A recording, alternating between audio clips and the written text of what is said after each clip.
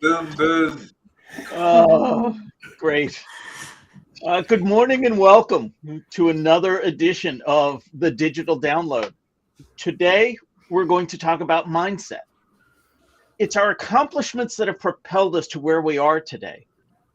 But operating at our best all the time is hard, and sometimes it can lead to burnout. This week on the Digital Download, we'll have a special guest, Sarah Milby. We'll talk with Sarah about achieving and sustaining peak performance and how mindset is the key. But before we bring Sarah on, let's go around and introduce everyone. While we're doing that, let's have the audience reach out to a friend, ping them, and have them join us. We strive to make this a highly interactive experience, so audience participation is encouraged. Right, so introductions. Adam, would you please kick us off? Hi, I'm Adam Gray. I'm co-founder of DLA Ignite. And Rob, you said the digital download, but you didn't say what the digital download was, did you? No, I did not. Thank you for joining us on the Digital Download, the longest running weekly business talk show on LinkedIn Live. Thanks, Adam. Tracy. Hello, everyone. I am Tracy Borison, founder of TLB Coaching and Events, proud partner of DLA Ignite, and our Canadian representation on the panel. Ooh. Welcome, Tracy. William. Thanks, Rob. Yeah, no, I'm William Shorten. So I'm an associate with DLA Ignite, along with Adam. And I also run my own consultancy, William Shorten Learning Solutions. So I'm a consultant, facilitator, and business coach. Excellent. Thank you. Lenwood. Good morning. My name is Lenwood Ross. I'm the founder and CEO of Accelerate, and I. We're both located just outside of New York City. The royal we. Exactly. We're located outside of New York City. We help people get work done faster, and we are partners of DLA Ignite. Excellent. Thank you. Jordan. Hello, I'm Jordan Abbott, B2B Social Influence and Interaction Advisor at Supero, and of course, proud DLA Ignite partner. And a representative from France, Paris. Oh, oui, oui. Très bien, Glenwood.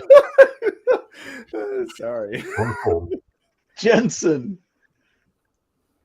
Hi all, I'm Jensen. I work at Supero, and I am a proud DLA associate working from Leighton Buzzard. Working from where? Leighton Buzzard. You're not familiar, Rob? That sounds like something the cat dragged in. You've been there. Excellent. Welcome, Jensen. Alex.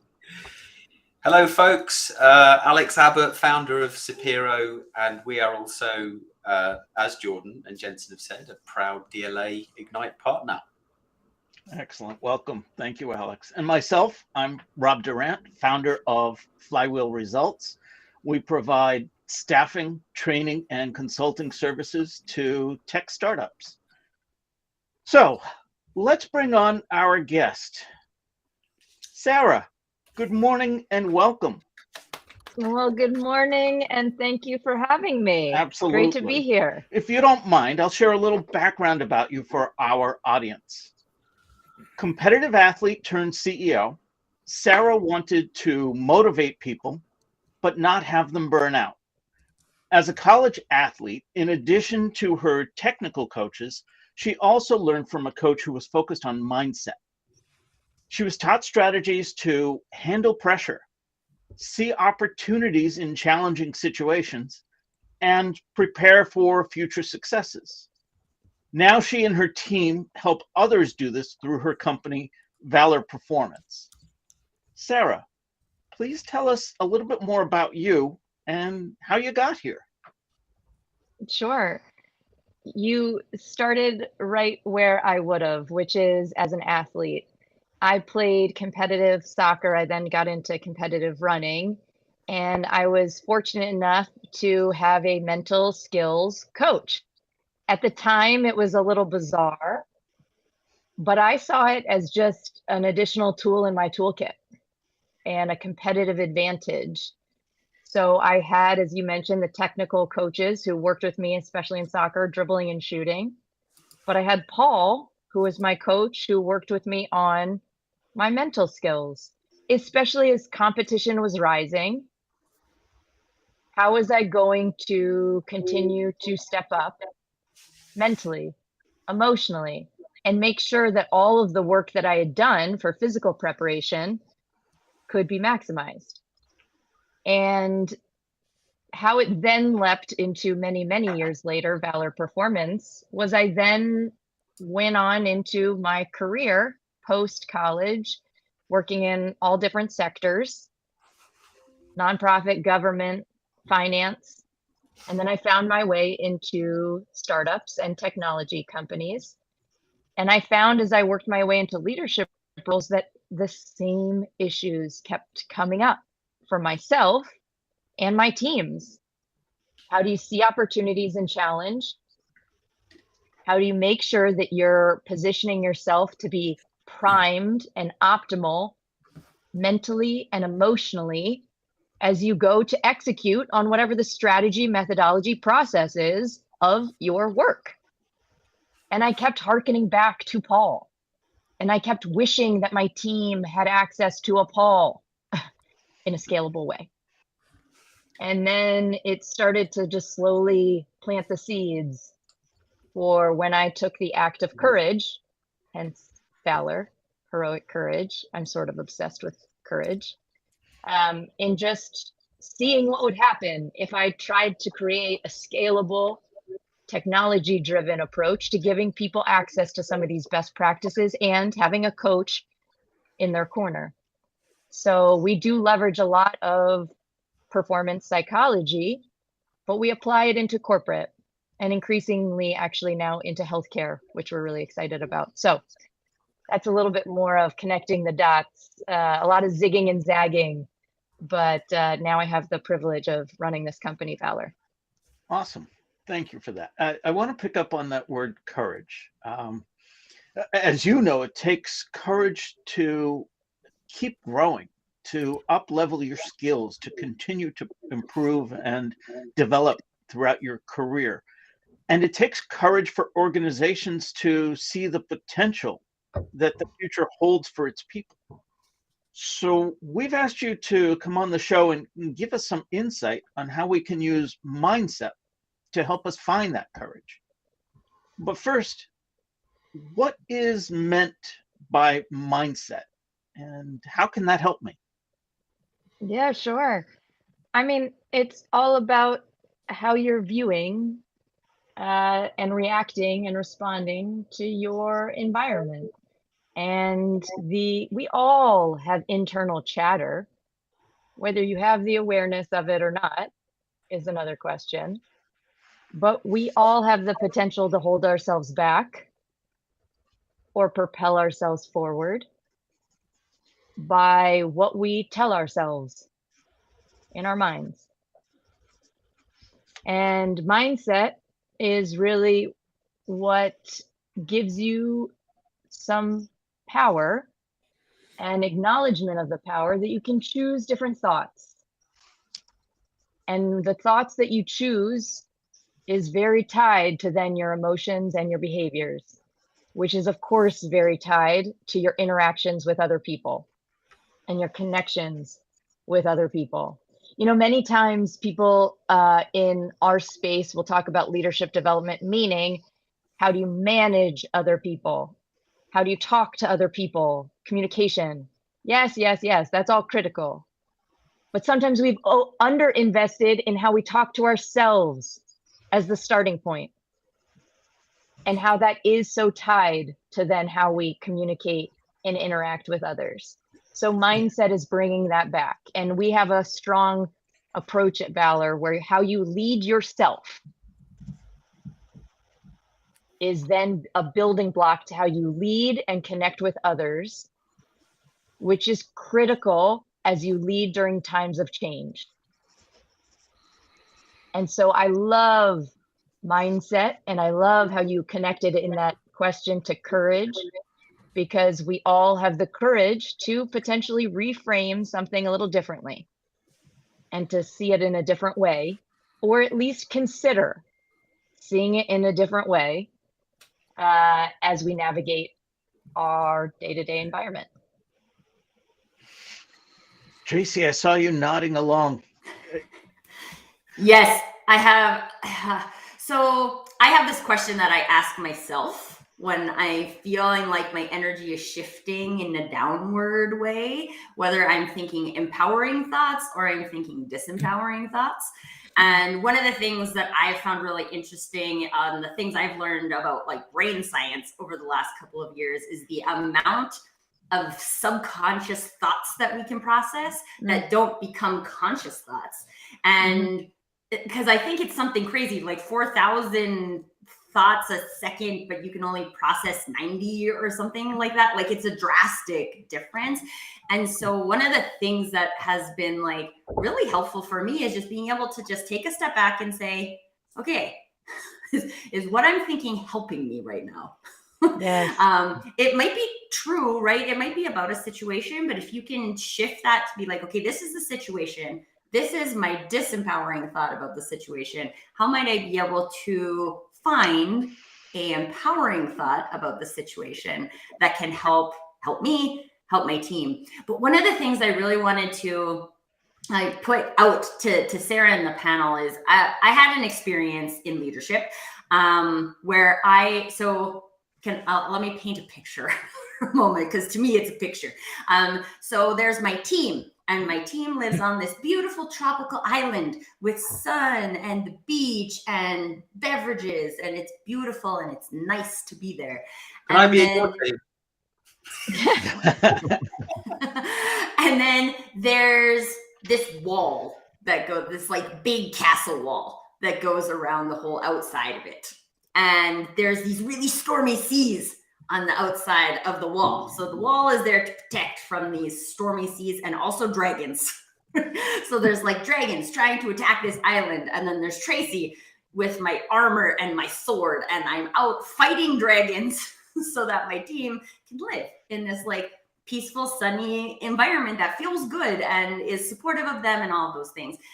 And when I look at that now, that seemed like something I had to do. Like literally, I felt like I was defending my team from the rest of the company. And I didn't want the like corporate culture to permeate my team because I didn't like it.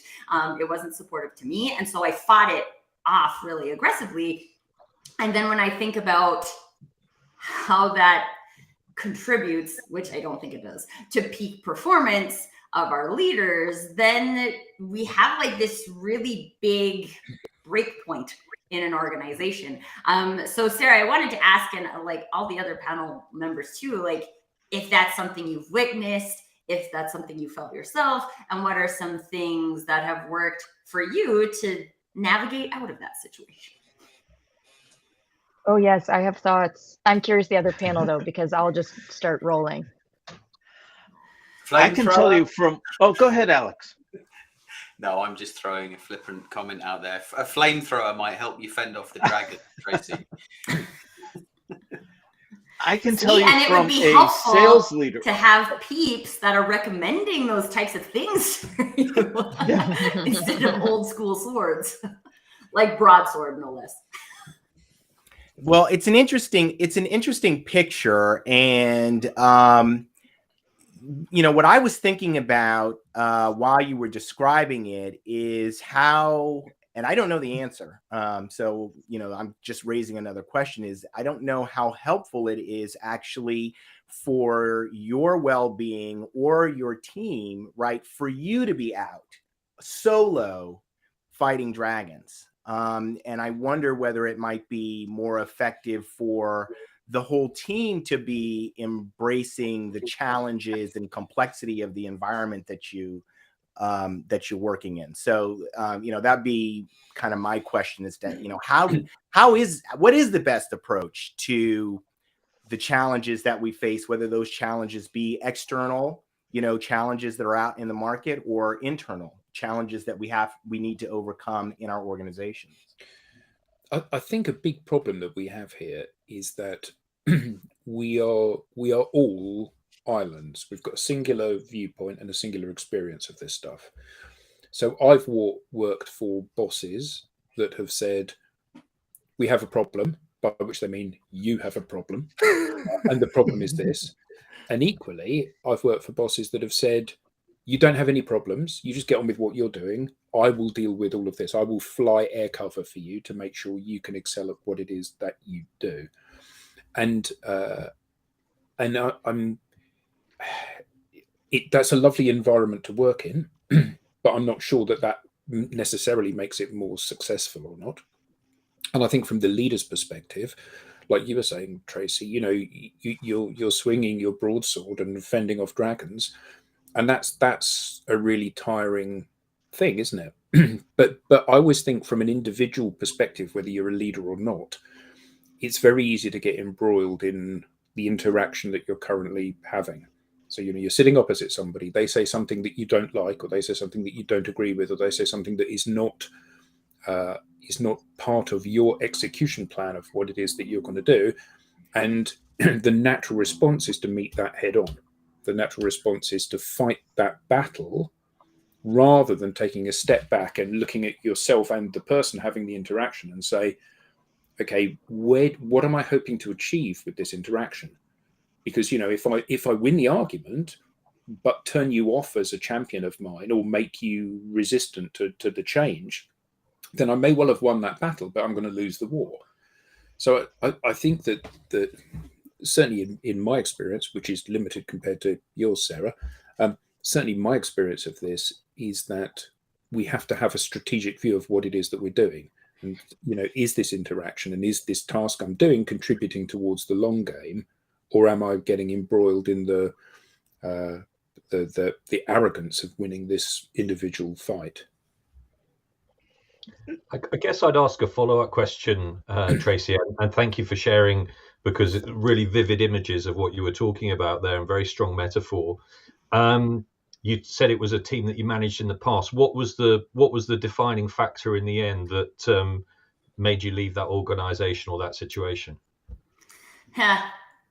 So the dragons were my CEO. And not that she was a dragon or mean or any of those things. Like, in lots of ways, she was very supportive and critical to my growth, to where I got as a person.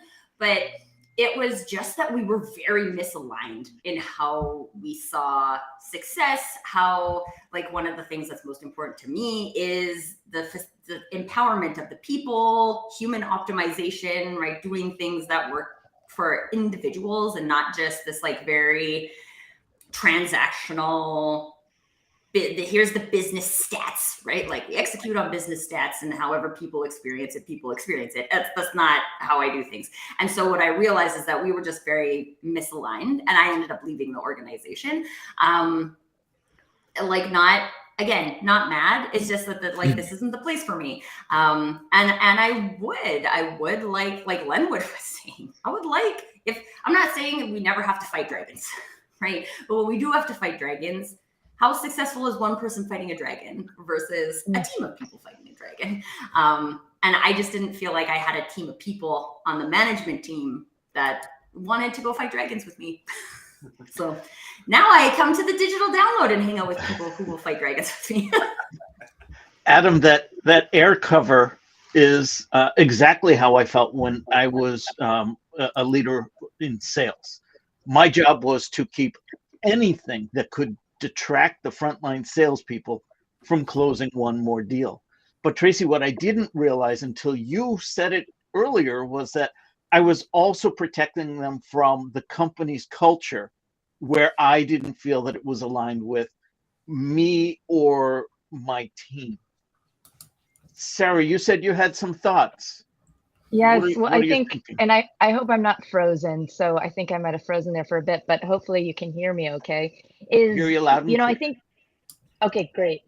I think we have to discuss values in this conversation as it relates to being such a strong pillar to creating culture. It's very normal for an organization to have micro cultures. So a team has a culture within a broader organization, which has a culture, which, by the way, every organization has a culture. Whether they have intentionally created it is another question.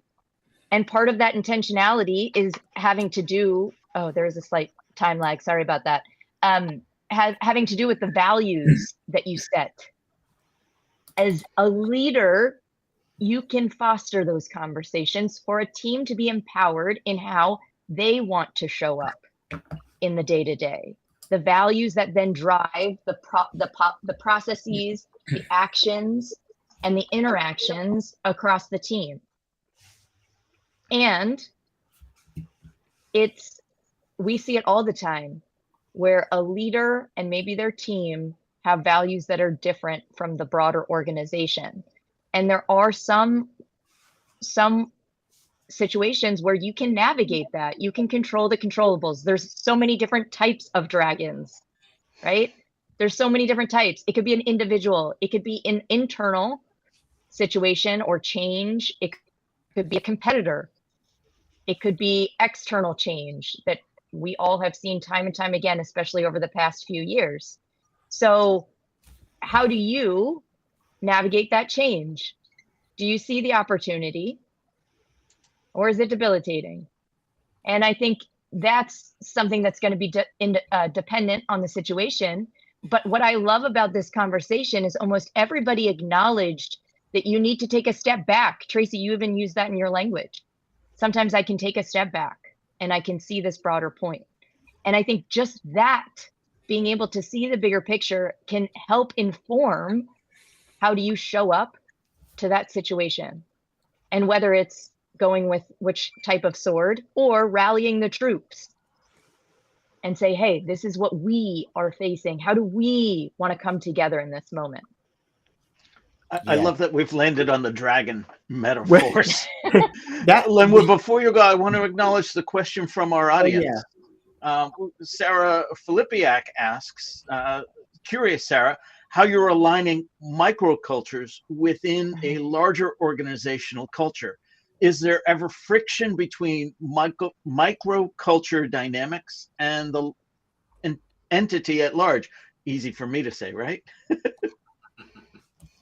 Of course, Sarah, and I'd love to hear your experience with this. But of course, on this latter one, that there can be friction. I mean, almost everybody was nodding when I said just that comment about microcultures. It seems like that definitely struck a chord. I'm curious what the other panelists think. But you're 100% right, Sarah, that there can be friction between a microculture. And sometimes those microcultures, in a beautiful way, can come together to create the fabric of a great organizational culture. But how are they aligning needs to be intentional. And so, and by the way, we see this, we're a globally distributed company. So we see this also culturally, and celebrating the individual cultures of certain regions, teams, and bringing them together in a unified organizational culture with values. So all of these things need to be intentional and deliberate conversations. What we find in our work and in our coaching, we talked a lot about mindset. Obviously, that's our bread and butter. But not being able to have those conversations is something we've seen over and over again, of just not knowing how to navigate the conversation to say, hey, we say this is our value. What does that mean to us? How do you think we should show up in these various situations if XYZ is one of our values? And by the way, is that still one of our values at this time for our organization? Or is it looking different for how we want to show up right now? Yeah, this is a really awesome conversation. And I would like to respond to what you said about the microcultures, because I have seen that. I've seen that play out in a way that is extremely destructive in an organization. And I think that it is emblematic, or maybe even that's really a bad word. It is a byproduct of the hierarchical nature of organizations, that kind of grew up in the 20th century, that the hierarchical structure was good for efficiency and even effectiveness, but it's not so great for the modern age, which is moves much faster and requires much more agility and adaptability. So this actually happens to be an area of focus for me. But when it comes to taking a step back and really being able to kind of assess those things in the organization, for me, when I started doing that, that's when things changed. I was a horrible leader at one time. I mean, absolutely terrible leader. No, we can't believe that, Glenwood. You being sarcastic. Anyway, He said was. Yeah, I was really horrible. But why was that? Is that because you were young and inexperienced, or because you had specific pressures on you? Because I think that, I was kind of, obviously my comment was a funny comment, but the fact is that you are a really nice guy. I mean, a really nice guy, and yet you identified, looking back with hindsight, that you were a horrible leader. So what drove you to be a horrible leader? Because that's out of character for you, isn't it? Yeah. So it was youth and inexperience.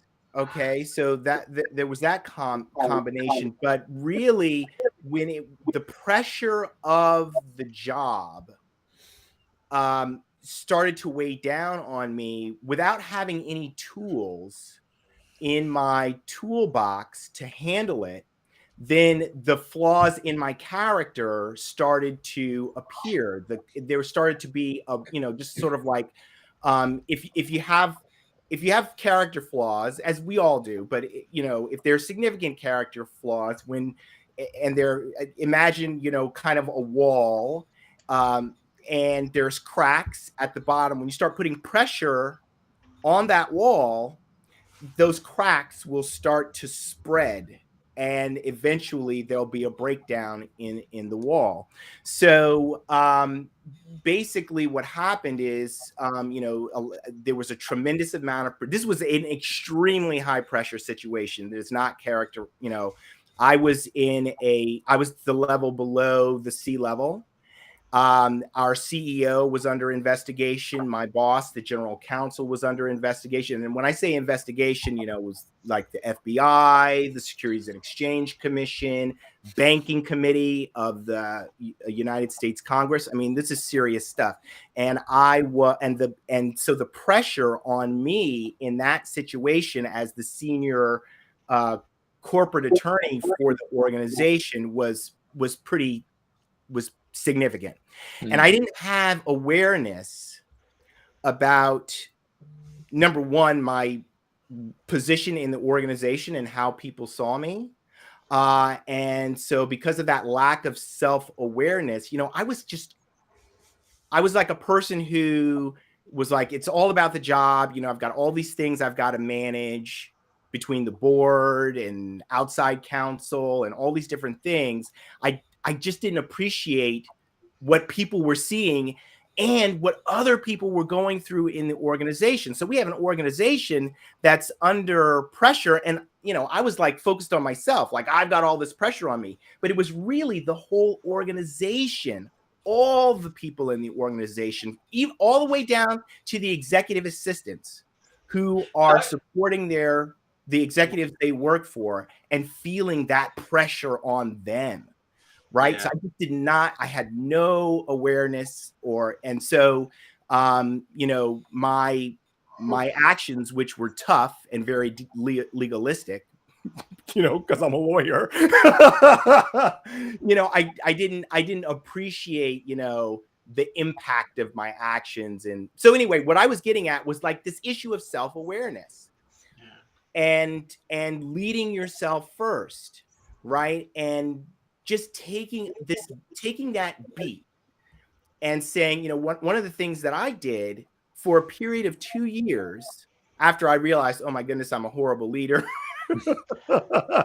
And I got to get this under control is I stopped speaking first, or not speaking first. I would just, anytime I was having an interaction with anyone, I just would not respond in that moment. If I could say that, I would just say, let me just take a minute. let me get back to you. Let me, and just take time to process what was happening, how that person might be feeling about it, and the impact it might be having on the organization. Lenwood, for that organization that you were working in, what were the espoused values or the kind of mission that organization had? That's a great question. I can tell you the mission, but I can't necessarily speak to the values because I don't remember what they were, or even if they were articulated. It was articulated in a, for the proxy statement. It was, it was something that was just a piece of paper. It wasn't something that was necessarily, spread across the organization. But the mission was to make the very best accessible to all children, and that was something that I still remember that, even though it's been years since I worked for that company. I loved that mission.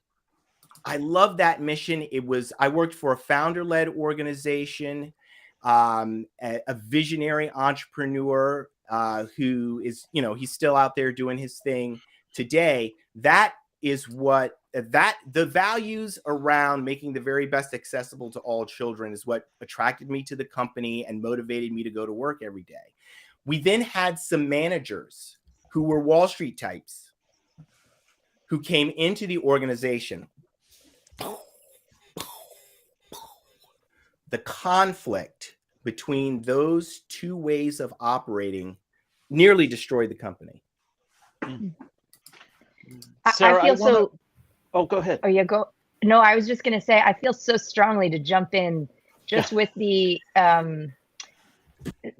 sentence around, I was a terrible manager. I feel like protective. I have to jump in and just tell you how common this is. And like we as humans, there's the neuroscience to support how we react to stress and the pressure that you described and what it means for our own self-regulation. And how when we aren't equipped, and I liked how you said, I wasn't given the skills. That's so common. How many times in organizations do we promote into management really strong individual contributors, but not support them with proper training, development, and support? And what I'm on a mission to do is encourage that part of that training and support is the ability to lead themselves as we then are asking them to lead others. Yeah. And equip them with some of the mental skills and the mindset and some of the stress regulation and emotional regulation. We call it emotional flexibility, because stress is not bad. We can reframe stress if we have the skills, the tools to reframe mentally, to say, okay, gosh, this is a normal physiological response that I'm having. Gosh, I must be also excited about this opportunity, and I'm feeling this pressure. Maybe I have some fear about what if I don't perform. But if we don't ever have those conversations, then we're just leaving these unsupported leaders to have that ripple effect.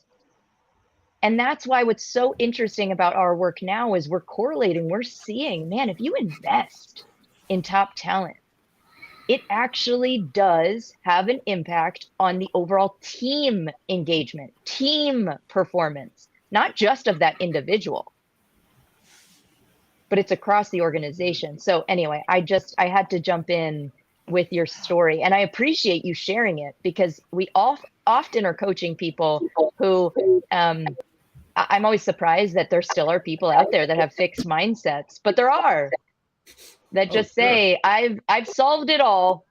You can't teach me anything. I am the way I am. Yeah. I don't think anybody on this call, but so I No, just no, but appreciate the I have acknowledgement that we're solved it all all works the in time. progress. Oh, you have. Okay, that's right. Oh, so finally, I've met someone. Okay, there we go. I think Right that's- here on digital download. Sarah, I finally have met the person who has it all figured out. Don't you think that's still the fixed mindset is still the prevalent mindset in Yes. corporate America? For I sure. bought the book. Doesn't that count? Yeah. And they bought the book and totally. they just put it to their head and they hope that the information was just Yeah, it's just on the bookcase, and that counts. Oh, I didn't read all of I don't- these. I've got the book. I don't think any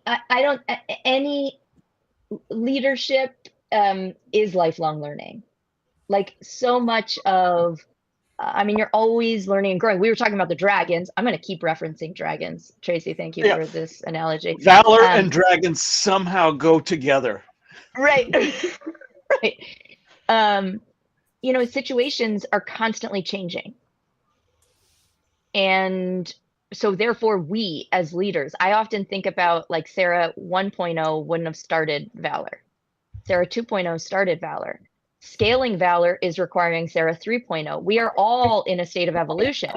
It just, in order to maintain performance, you're in a state of evolution. What, you know, and Rob, you asked me this one time earlier, is like what, you know, got you here is not going to be what gets you there. And we just have to kind of like hold some of our practices, routines, mindsets loosely, and at least be thoughtful and intentional about them if we want to sustain peak performance. Yeah. So what got you here isn't going to get you there. When do you know it's time to switch? Sorry, I'm chuckling at Digital Download meets Dungeons and Dragons. Gosh, don't you think that we all benefit from a little bit of the introspection and just asking ourselves that question? You know, it's never black and white to say, okay, so if you face this, then you clearly, you know, you switch. I like to think of my own performance routines as experiments to consider or to try, right? Because my situation, not only with my organization that I talked about, but also we faced, you know, the pandemic. I became a mom. Like situations are constantly needing to just say, okay, is this working for me? I personally, not to get into like specifics, but I have a weekly review at the end of each week just to take 30, 45 minutes to review my my schedule as far as how it aligned with my priorities, dare I say values, and then consider if I need to tweak anything or consider tweaking something, not to put so much pressure on myself, but just to say anything I want to adjust, anything I definitely want to take with me into the next week or into the next month. I like to think of periodization. This is something a lot of elite athletes do. We work with elite athletes, elite military leaders, corporate executives, sales teams, healthcare. So a lot of our coaches understand the routines across these different performance arenas. And I like to think about periodization, right? So let me give an example. As a marathon runner, there's such thing as a taper right before I run the race. Sometimes you have a build-up phase. And so I think we can all as humans benefit from some periods, chapters, if you will, seasons of our life, and allow ourselves to have different goals for different seasons or different chapters. Use whatever phrase. I'm trying to bring it back to dragons. I haven't come up with something yet. Give me a second. We'll have some way that it goes back to dragons. I think there's also a word that both you, Sarah, and Len would have used, which is around kind of awareness. And I think, you know, that's a critical phase of understanding. Actually, as you kind of mature and get into leadership, it's understanding, you know, where your strengths lie. Sometimes some of the underdeveloped strengths you have, which you can use even more, and those areas which either you avoid or need some development. So I think it's that basis to kind of work and to build on those, and then of course, as you said, the self-reflection, and of course, the reflection of others, which you can get through feedback, and that's why so many organizations these days are talking about establishing feedback cultures, is because they want to kind of almost put this to act as a catalyst to kind of get this moving throughout the organization. The most important word you said there, Will, was maturity. So I've been listening to the conversations here, and Lenwood's issue when he was a horrible manager had nothing to do with the fact that he was a horrible manager. It had to do with the fact that he wasn't mature. And I think that one of the things that I have seen universally across organizations is that the best managers have been mature people. Now, often that aligns with age, not always, but often it aligns with age. But as you mature, you become much braver about taking criticism and acknowledging your weaknesses. So when we all set out in the workplace, we think we have to be best at absolutely everything. We think it's a competition. And the idea of saying, actually, Will, can you do that because you're much better at it? You'd never utter those words. You'd just say, yeah, give it to me, I'll do that. I'll need to be better than you.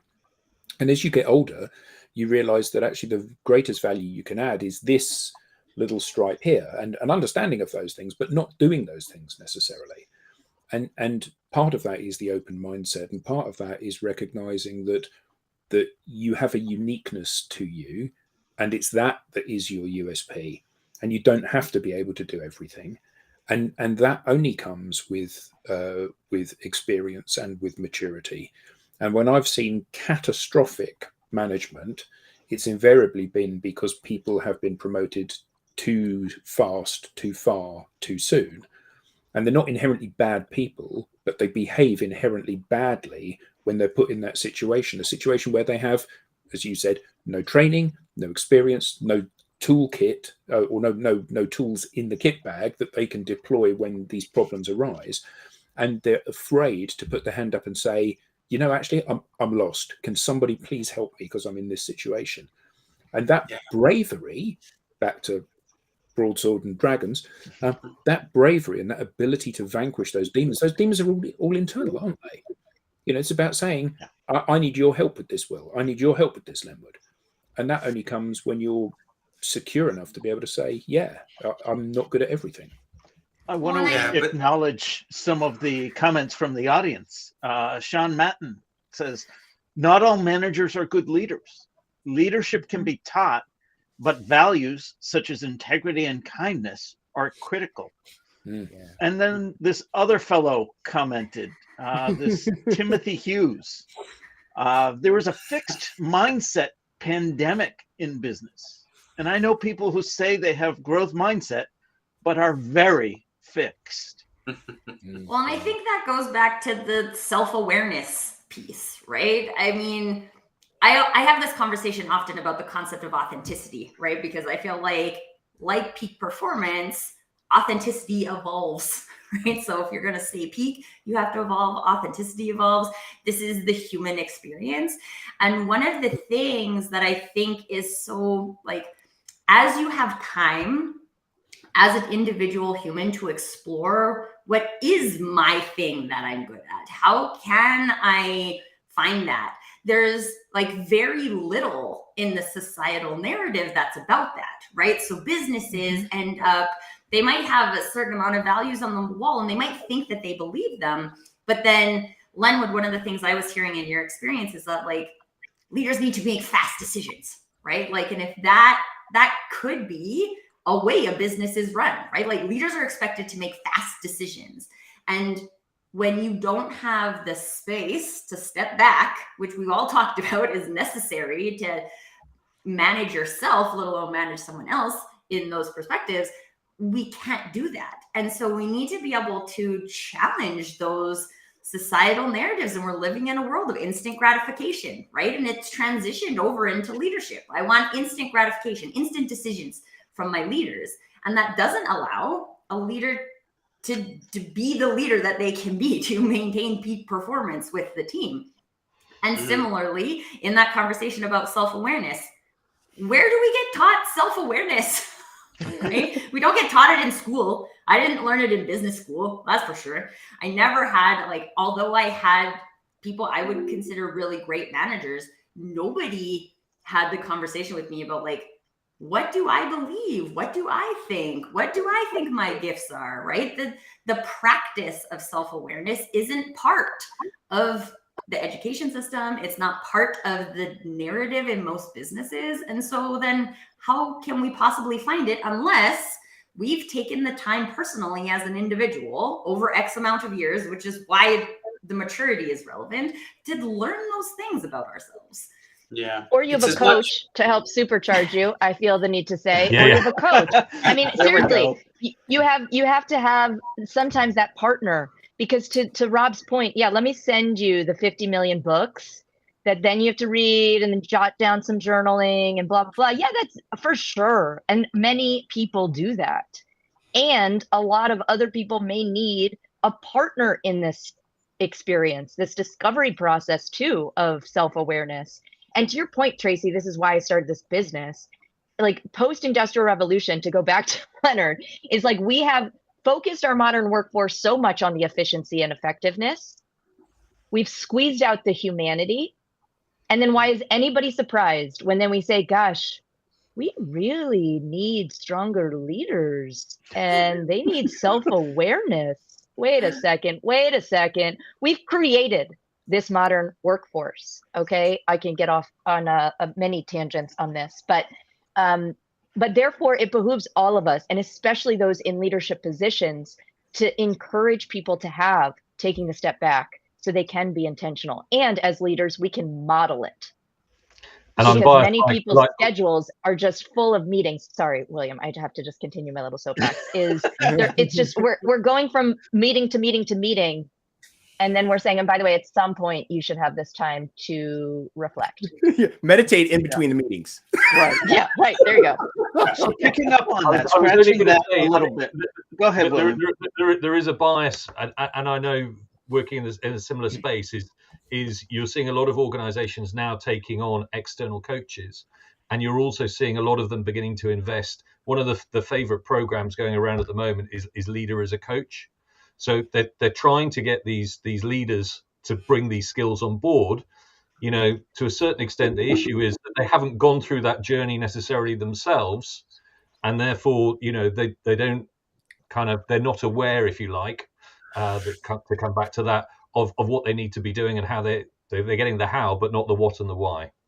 Yeah. Shouldn't it therefore be the responsibility of the leader, the hiring manager, whoever promotes you, to make sure you have the environment available to you to be successful?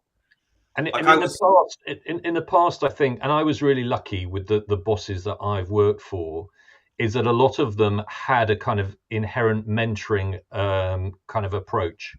So they actually took time. My first sales role, I was working for somebody who was an experienced sales manager, and they took time to take me through the kind of different processes, to talk about how you needed to turn up, you know, some of the kind of financial commercial relationships in different parts of the world, because we were dealing with customers on a global basis.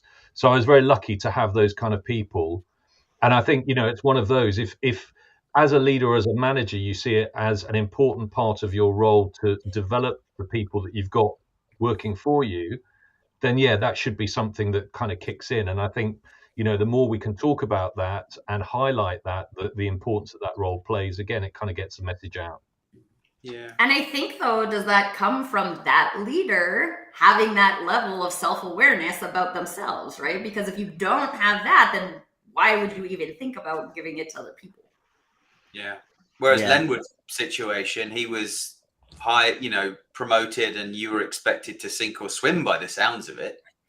Yeah, well, it's very interesting because, you know, to Sarah's point, I came into the organization. I was, you know, a high performer, and you know, they just kind of assumed, maybe, I don't know if they assumed or what, but I think the leaders in the organization had higher expectations for how I would perform than I even had of myself. Like, I didn't, like I said, I didn't have an awareness of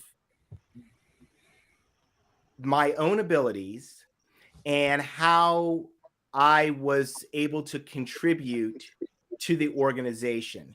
Part of that was the person that I was working for, but also I lost the kind of natural opportunity to develop and have like a normal period of like, oops, and okay, I need to correct, because, you know, we had this tremendous pressure that came on the organization, you know, from internal and external pressures that it just put me in a hot seat that I wasn't really ready for.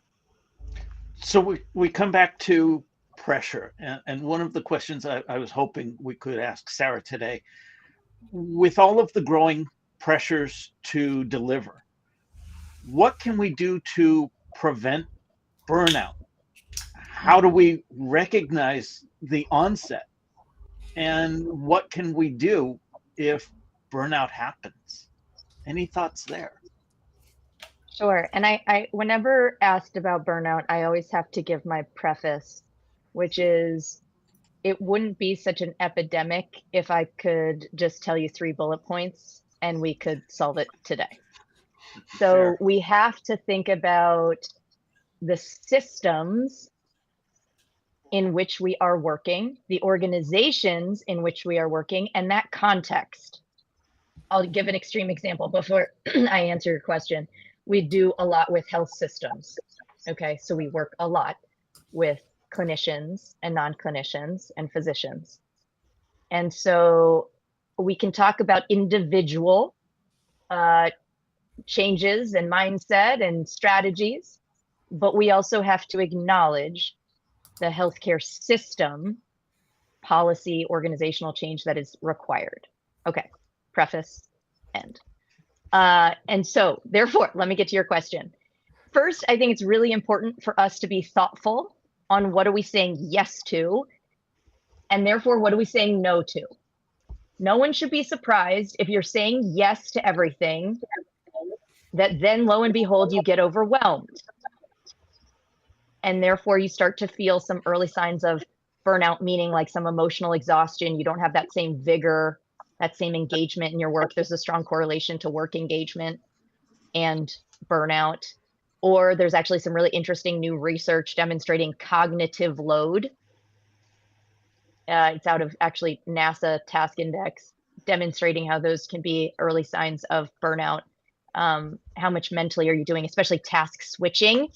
All of us are probably guilty of it, but the task switching is very exhausting to us humans. And so even strategies like batch work, Cal Newport does a lot of great work around having like your, again, periodization within your day of focused work and allowing yourself to have that, scheduling yourself to have that, and be thoughtful with your energy management around it. Gosh, I'm much better to do my analytical work in the morning versus the afternoon. The afternoon, I'm starting to feel a little wane. That's usually where I want to have like more of a coffee chat. Maybe I need to go for a walk. I've been really thoughtful about this, like working from home, thinking about 2 days a week, wanting to do in-persons. So I go out of my way. I think about this within the schedule, my weekly schedule, to have some of these different types of energy, different types of work. And so all's just to say, there's like basically paying attention to your energy management, your emotional exhaustion, the cognitive load, all of those things are important. A couple other things to consider. One, Brad Stolberg and Steve Magnus, they wrote this book, Peak Performance. They're advisors. Brad is an advisor to Valor. I love this kind of framework that they use around burnout: mastery, autonomy, belonging.